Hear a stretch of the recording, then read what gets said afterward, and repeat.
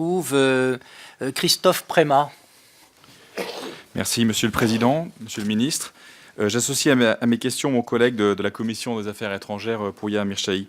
Il y a incontestablement dans ce budget un exercice difficile, qui est celui du maintien de l'universalité du réseau, au prix d'une certaine souffrance, il est vrai, mais dans ce contexte budgétaire, le maintien de cette universalité est à saluer. Alors, cela étant, j'ai 3 questions à vous poser.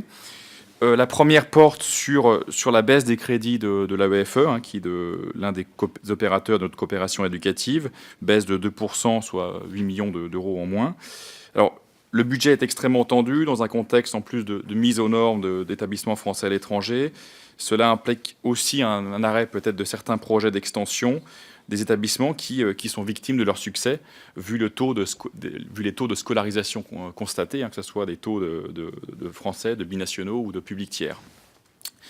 La deuxième question, qui est plutôt porte sur une phase inédite, qui est le mariage entre l'Alliance française, l'Institut, via des conventions, ce qui était quand même extrêmement intéressant.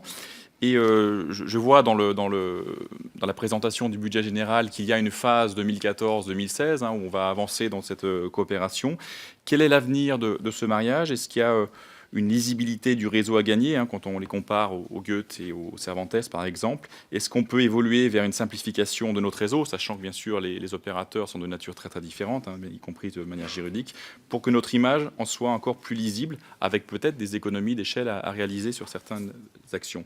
La troisième question porte sur les contentieux et sur le provisionnement de ces contentieux. Effectivement, quand on est à l'étranger, dans une action extérieure de l'État, il y a un certain nombre de questions qui se posent, notamment les problèmes de TVA, les problèmes aussi de fiscalité des agents de droit local. Et est-ce qu'on peut anticiper peut-être ces contentieux en ajustant la ligne budgétaire qui leur est consacrée? Je vous remercie.